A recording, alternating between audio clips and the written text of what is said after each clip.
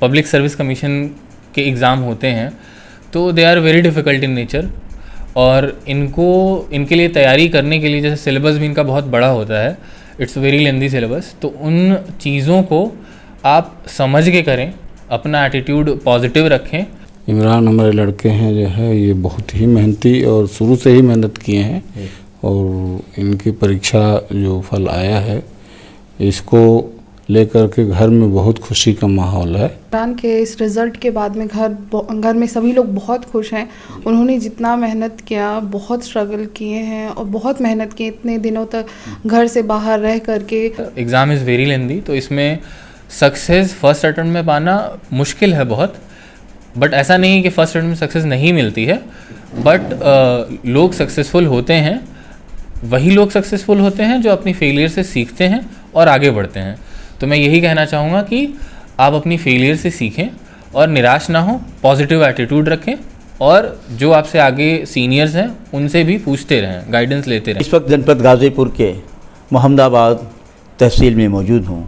वो मोहम्मदाबाद जो जंग आज़ादी में डॉक्टर मुख्तार अहमद अंसारी ने भारत का नेतृत्व किया था, वो मोहम्मदाबाद यहाँ 8 लोग शहीद हुए थे देश की आज़ादी के लिए 18 अगस्त 1942।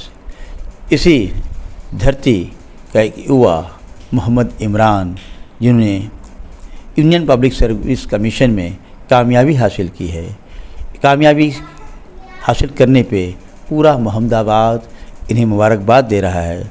और मैं अब आपसे आया हूँ जानने के लिए कि इस इम्तहान को कामयाबी जो आपको मिली है, आम दूसरे बच्चों को आप संदेश क्या देना चाहते हैं? जी 2 दिन पहले अभी यूपीएससी की रिज़र्व लिस्ट आई है, तो उसमें मेरा नाम भी शामिल है, और रिज़ल्ट इस तरीके से आने के बाद मेरे घर में बहुत ही खुशी का माहौल है। तो ये जान के बहुत अच्छा लगा कि after a long period of struggle I got some success in this examination. तो इससे मैं ये कहना चाहूँगा अपने और युवा दोस्तों को कि जो भी एग्ज़ाम जो भी पब्लिक सर्विस कमीशन के एग्ज़ाम होते हैं तो they are very difficult in nature, और इनके लिए तैयारी करने के लिए जैसे सिलेबस भी इनका बहुत बड़ा होता है, इट्स वेरी लेंदी सिलेबस, तो उन चीज़ों को आप समझ के करें, अपना एटीट्यूड पॉजिटिव रखें, क्योंकि जाहिर सी बात है एग्ज़ाम इज़ वेरी लेंदी, तो इसमें सक्सेस फर्स्ट अटेम्प्ट में पाना मुश्किल है बहुत, बट ऐसा नहीं है कि फर्स्ट अटेम्प्ट में सक्सेस नहीं मिलती है, बट लोग सक्सेसफुल होते हैं, वही लोग सक्सेसफुल होते हैं जो अपनी फेलियर से सीखते हैं और आगे बढ़ते हैं। तो मैं यही कहना चाहूँगा कि आप अपनी फेलियर से सीखें और निराश ना हो, पॉजिटिव एटीट्यूड रखें, और जो आपसे आगे सीनियर्स हैं उनसे भी पूछते रहें, गाइडेंस लेते रहें। जी, इस इम्तहान की कामयाबी के लिए किन किन चीज़ों का ध्यान रखा जाए ताकि आपसे जूनियर बच्चा उसी कामयाबी में आसानी महसूस हो? जी, यूनियन पब्लिक सर्विस कमीशन हो या फिर Uttar Pradesh public service commission हो, जो भी लोक सेवा आयोग के परीक्षाएं होती हैं, उनमें सबसे महत्वपूर्ण बात यह है कि बच्चों को एक स्टूडेंट जैसा बनना होता है। हालांकि ये सारे एग्ज़ाम्स जो हैं इनमें मिनिमम रिक्वायरमेंट होती है ग्रेजुएशन की, और ग्रेजुएशन में बच्चे ज़्यादा पढ़ाई पे फोकस नहीं कर पाते हैं, क्योंकि फिर उस स्टेज में पहली बार ऐसा होता है कि बहुत फ्रीडम मिल जाती है। तो जो स्कूल में जिस तरीके से पढ़ने का माहौल होता है कि आप एक टॉपिक पढ़ रहे हैं, उस टॉपिक पे सवाल कर रहे हैं, फिर उसको बार बार रिवाइज़ कर रहे हैं, तो ये जो एक पढ़ने का तरीका है ये बच्चा खो देता है। तो एक बहुत इम्पॉर्टेंट चीज़ मैं ये कहूँगा कि जितने भी लोक सेवा आयोग के एग्ज़ाम्स होते हैं उसमें आपको चीज़ें जो भी सिलेबस है उसको पढ़ने की ज़रूरत है, समझने की ज़रूरत है, और अपने अंदर कॉन्फिडेंस रखने की ज़रूरत है, और गाइडेंस लेने की ज़रूरत है प्रॉपर। जी, आपने तैयारी जो की है, इस तैयारी में कितना समय देते थे ताकि आपको देख के दूसरा बच्चा भी, और किस तरह गाइड में नोट्स बनाते थे, इन तमाम चीज़ों पे फोकस करें ताकि हमारा दूसरा बच्चा जो वो सीख सके? जी, इसमें शुरुआत में सिंस मैं इस लोक सेवा आयोग वाली फील्ड से पहले से नहीं जुड़ा था, इससे पहले मैंने 4 साल प्राइवेट सेक्टर में नौकरी भी की है एज अ सॉफ्टवेयर डेवलपर। तो और उससे पहले मैंने बीटेक किया हुआ है कंप्यूटर साइंस इंजीनियरिंग से, आईटी दिल्ली से। तो इन दोनों चीज़ों को करते हुए मुझे लगभग 8-9 साल हो गए थे। तो जनरल स्टडीज़ का जो सेक्शन है वो मेरा पूरा छूट गया था। तो ये चीज़ें मुझे फास्ट ट्रैक करने के लिए मैंने कोचिंग ज्वाइन करी थी दिल्ली में। तो उससे जो जनरल स्टडीज़ के सब्जेक्ट्स हैं तो उनको जो भी जनरल स्टडीज़ के टीचर्स कोचिंग में थे उनकी मदद से मैंने जल्दी से जल्दी सीखा। तो कहने का ये मतलब है कि गाइडेंस जो है प्रॉपर होनी चाहिए। तो इसके बाद ये है कि जो भी आप पढ़ रहे हैं उसको समझ के पढ़ना ज़रूरी है।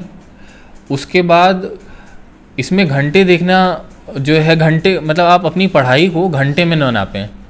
कहने का ये मतलब है कि टॉपिक समझ में आना चाहिए और उसको बार बार रिवाइज़ करना चाहिए। और अगर चीज़ें ना समझ में आए तो अपने पीयर ग्रुप में डिस्कशन करें, बिकॉज़ ये एग्ज़ाम ऐसा है जिसमें ग्रुप डिस्कशंस का बहुत ज़्यादा इंपॉर्टेंट रोल होता है। चीज़ें जो भी स्टैटिक टॉपिक्स हैं वो समझ में आ जाएंगी। आप उनको हिस्ट्री की, ज्योग्राफी की, हालांकि हिस्ट्री ज्योग्राफी में कुछ चीज़ें ऐसी हैं जो स्टैटिक हैं, आप उनको याद कर सकते हैं, बट बहुत सारी ऐसी चीज़ें हैं जिनमें समझने की भी ज़रूरत होती है। और गाइडेंस की बात होती है तो उससे क्या होता है, जो टीचर होते हैं हिस्ट्री में भी जो इवेंट्स होते हैं उनको कहानी के स्टोरीज़ के फॉर्म में जब बताते हैं तो that is long lasting, like it is very easy to remember and काफ़ी दिन तक दिमाग में ये रहता है। लाइक आप एग्ज़ाम में स्टोरीज से रिलेट करके आप बैक ट्रैक करते हैं और सवाल सॉल्व करते हैं, चाहे ये प्रीलिम्स हो, मेंस हो। तो इसीलिए बेसिकली एक गाइड का होना बहुत ज़रूरी है, चाहे वो किसी भी फॉर्म में हो, कोचिंग में टीचर हो या आपका बड़ा भाई हो, बड़ी बहन हो, but there has to be someone who should guide you. तो इसमें घंटों का सवाल नहीं है, आपको टॉपिक पढ़ के समझना है। जहाँ भी मुश्किल आ रही है आप उसको क्लियर करिए, छोड़ नहीं सकते हैं। तीसरी चीज़ है ये है कि रेगुलर आपको रिवीजन करना है। रिवीजन बहुत ज़रूरी है क्योंकि इसमें इतना ज़्यादा स्टडी मटेरियल होता है कि आदमी जो है, मतलब हर बच्चा जो है मटेरियल से मतलब ओवरवेल्म हो जाता है, उसे समझ ही नहीं आता कि पढ़ें क्या, कहाँ मतलब क्या करें। ये इवन आपका दिल्ली में भी जितने लोग रहते हैं, इलाहाबाद में लोग रहते हैं, सबका यही हाल है। तो एक क्लैरिटी होनी चाहिए और वो क्लैरिटी आपकी आएगी जो भी लोक सेवा आयोग है, चाहे संघ लोक सेवा आयोग हो, यूनियन पब्लिक सर्विस कमीशन या उत्तर प्रदेश का लोक सेवा आयोग हो, यूपीपीएससी। आप इनका सिलेबस देखें क्योंकि जो भी लोक सेवा आयोग है उसने आपको स्पेसिफिकली 2 चीज़ें दी हैं, एक सिलेबस दिया हुआ है और दूसरा प्रीवियस ईयर क्वेश्चंस दिए हुए हैं। तो पहली चीज़ आपको अपना सिलेबस देख के दायरा लिमिट करना है कि इसी दायरे के अंदर आपको तैयारी करनी है। आपको दुनिया के अंदर जितनी भी चीज़ें हैं सारी चीज़ों का नॉलेज होना ज़रूरी नहीं है, जो सिलेबस दिया हुआ है उसका नॉलेज होना ज़रूरी है। दूसरी बात, जो प्रीवियस ईयर क्वेश्चंस हैं तो उनको पढ़ने से आपको ये समझ में आएगा कि सवाल किस तरीके से पूछे जाते हैं और आपको क्या क्या तैयार करना है। आप अगर जो भी प्रीवियस ईयर क्वेश्चंस आप उसे देखेंगे तो आपको ये समझ में आएगा कि एक थीम से बहुत तरीके से सवाल पूछे जाते हैं और जो भी सवाल अगर इस साल नए आए हैं वो सबके लिए नए होंगे। अगर आप प्रीवियस ईयर क्वेश्चंस देख के जाते हैं तो you have a very good advantage. तीसरी बात जो ये होती है कि जो टॉपर्स हैं उनकी आंसर कॉपीज़, उनके इंटरव्यूज़, ये तीसरे नंबर पे आते हैं जो बहुत ज़्यादा इम्पॉर्टेंट हैं। तो बिकॉज़ ये जो टॉपर्स के आंसर कॉपीज़ हैं या इनके इंटरव्यू में दिए गए जवाब हैं, ये these are the most closest answers और answers in the mains copies और answers in interviews which are closest to the real thing because they have performed with those answers in the real exam। उनके number आए हैं, वो rank लेके आए हैं।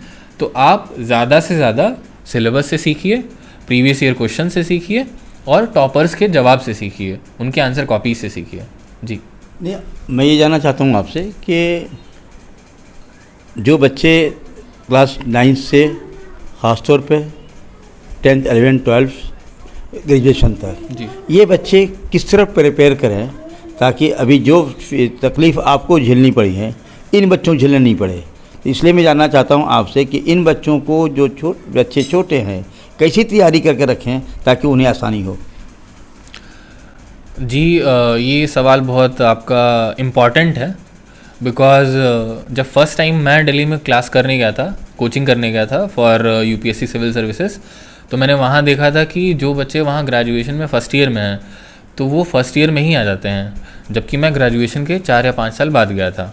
तो I am already behind 8 years from them in the preparation.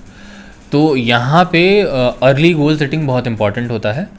आप अगर 9th में डिसाइड कर रहे हैं, 10th में, 11th 12th या ग्रेजुएशन में, तो चीज़ें अगेन सेम चीज़ आती है कि UPSC has given you 3 things, syllabus, PYQs and toppers copies. तो आप सिलेबस से ये डिराइव करिए कि सिलेबस जो होता है मोस्टली बेसिक बुक्स जो होती हैं वो एनसीईआरटीज़ होती हैं।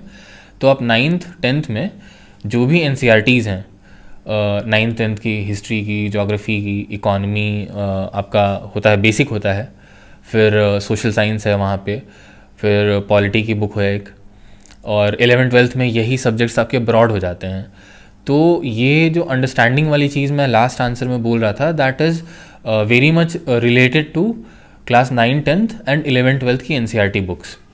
क्योंकि हम लोग जब अपनी प्रिपरेशन शुरू करते हैं तो हम भी यही बेसिक बुक्स पढ़ते ही हैं। हमें भी लाइक इट डजेंट मैटर कि हमने ग्रेजुएशन किस सब्जेक्ट में किया है, चाहे इंजीनियरिंग किया है या हमने आर्ट्स किया है या फिर आपने कॉमर्स बैकग्राउंड से हैं या आप डॉक्टर से हैं, आपको ये जो बेसिक एनसीईआरटीज़ हैं 9, 10th की और 11th 12th की, ये आपको पढ़नी पड़ेगी फॉर स्टैटिक सब्जेक्ट्स, जैसे हिस्ट्री हो गया, ज्योग्राफी हो गया और पॉलिटी है, इकॉनमी है। तो इन सब के कॉन्सेप्ट्स उसमें अच्छे से समझाए हुए हैं और इन्हीं कॉन्सेप्ट्स के ऊपर चीज़ें आगे बिल्ड होती हैं।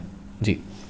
तो क्या शुरुआत में अगर बच्चा जो है आपका एनसीईआरटी के बुक्स को सही ढंग से अगर पढ़ ले तो आपके इम्तहान को पास करना उनके लिए कुछ आसानी होगी?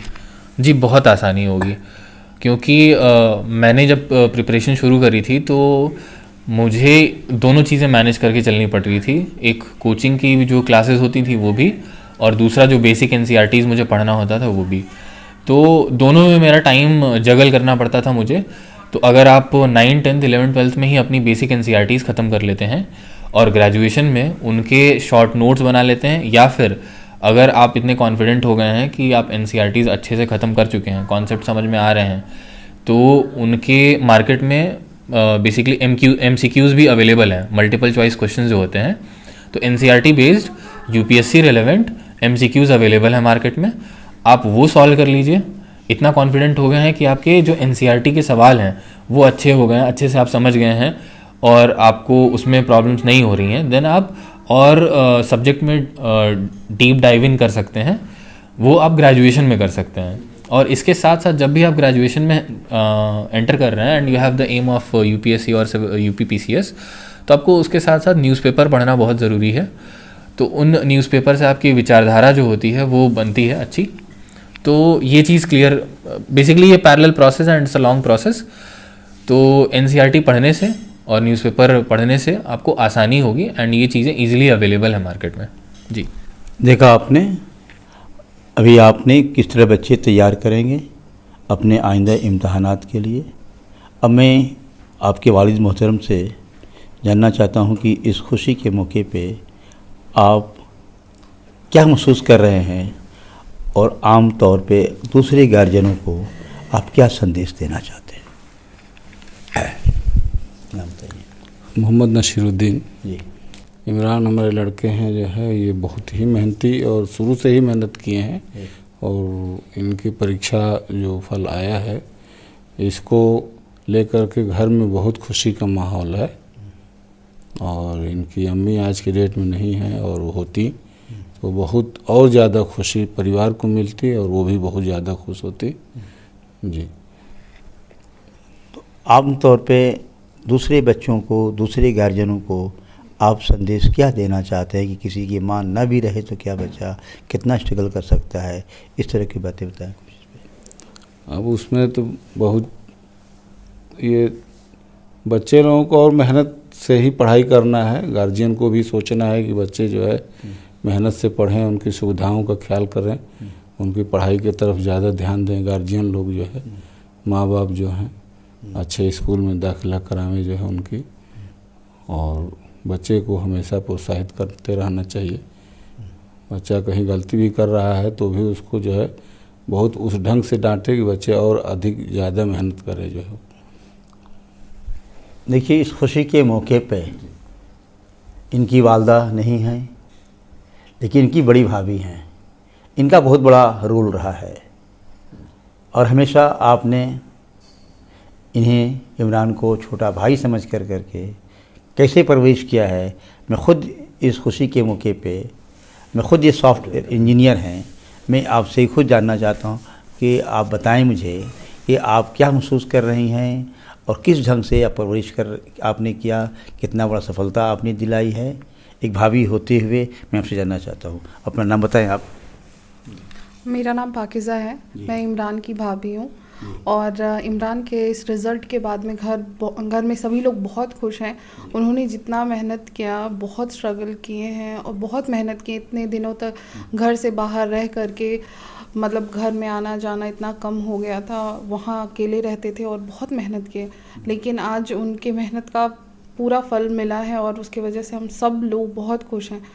यूपीएससी का एग्ज़ाम क्रैक करना ही बहुत मुश्किल है, बहुत लोग बस सोचते रहते हैं कि ये कैसे, और इन्होंने बहुत कम वक्त में, ऐसा भी नहीं है कि बहुत ज़्यादा तैयारी इन्होंने की, बट ये इतने टैलेंटेड थे शुरू से ही कि इन्होंने बहुत जल्दी ये एग्ज़ाम क्रैक कर लिया है।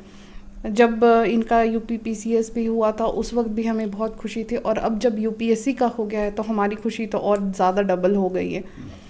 और जिस तरह से ये इतने मेहनती हैं, इंशाल्लाह आगे चल करके ये बहुत ज़्यादा अच्छे मुकाम हासिल करें। बस आपने तो एक माँ का भी रोल अदा किया इनके साथ में, एक बड़ी बहन का भी रोल अदा किया है, हर कुछ जो क्या, क्योंकि जब किसी की माँ नहीं रहती है और उस घर में एक औरत होती है तो कितना बड़ा उसका दायित्व बढ़ जाता है, आप खुद समझ सकती हैं। ऐसे हालात में दूसरी माँओं को क्या संदेश देना चाहती हैं आप?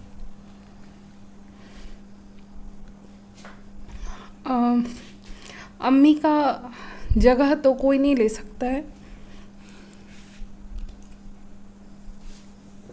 बट जितना भी कोशिश कर सकते थे घर में चीज़ों को ठीक करने का, अम्मी के जाने के बाद उतनी कोशिश की है मैंने। और मेरे देवर लोग जो हैं वो बहुत अच्छे हैं, उन्होंने हमेशा मुझे बहुत ज़्यादा सपोर्ट किया इस घर में, इस घर को अपना बनाने में। कभी महसूस नहीं होने दिया कि ये घर हम कहीं और से आए हैं। इन्होंने बहुत ज़्यादा वो फीलिंग दी है हमेशा से। तो अम्मी की कमी, अम्मी की कमी तो कोई पूरा कर सकता नहीं है, लेकिन मैं जानना चाहता हूँ कि एक माँ की हैसियत से, एक बहन की हैसियत से, भाभी की हैसियत से और दूसरे समाज की औरतों को आप क्या संदेश देंगी, इस पर जानना चाहता हूँ। अगर आपके घर में लोग हैं जो लोग बहुत मेहनती हैं, उनको हमेशा इनकरेज करें कि वो कर सकते हैं। यहाँ पे तो मुझे ज़रूरत बिल्कुल नहीं पड़ी, क्योंकि ये लोग ऑलरेडी बहुत ज़्यादा पढ़े लिखे थे, बहुत ज़्यादा हमेशा मेहनती थे, लेकिन सिर्फ हमेशा कभी भी बात होती थी तो इन लोगों को इनकरेज कि हाँ आप कर सकते हैं, बिल्कुल निराश मत होया कीजिए, आप जो भी करिएगा बहुत अच्छा कर रहे हैं। बस सिर्फ इतनी ही बातें होती थी जो हम किया करते थे, ऐसा कुछ नहीं होता था कि बहुत ज़्यादा। लेकिन अगर बाकी लोगों के घरों में जो लोग होते हैं जो एक्चुअल पढ़ना चाहते हैं, उनको पढ़ाना बहुत ज़रूरी है, बहुत ज़्यादा ज़रूरी है कि आप उनको इनकरेज करें। आजकल के दौर पे पढ़ाई सबसे ज़्यादा ज़रूरी हो गई है, जिस भी हिसाब से हो पा रहा है घर में। चाहे तो अगर कोई छोटा बच्चा है, अगर भाभी हैं, छोटे देवर हैं, आप अगर पढ़ी लिखी हैं तो आप उनको पढ़ाइए, माँ बाप हैं उनको पढ़ाएं लिखाएं, उनको अच्छी तरबियत दें। ये सारी चीज़ें आगे चल करके ना बहुत ज़्यादा, इस तरह के लोग जब आएंगे हमारे जैसे इमरान हैं, जैसे ऐसे लोग अगर देश का कमान संभालेंगे ना तो ये देश बहुत ज़्यादा तरक्की करेगा। देखा आपने, यकीनन आपने एक माँ की हैसियत से, एक भाभी की हैसियत से, एक बहन की हैसियत से हमारी जो सुनने वाले दर्शकों को, बहनों को आपका अपील है कि आप अपने छोटों को, अपने छोटे भाई या बहन कोई भी रहता है, उसे आप पढ़ाई की तरफ अधिक ध्यान दें और उसको हमेशा उसके मनोबल को बढ़ाने का प्रयास करेंगे तो यकीनन कोई भी इम्तहान होगा उसमें बच्चा आपका कामयाब होगा। G72 न्यूज़ के लिए जावेद बिन अली की विशेष रिपोर्ट।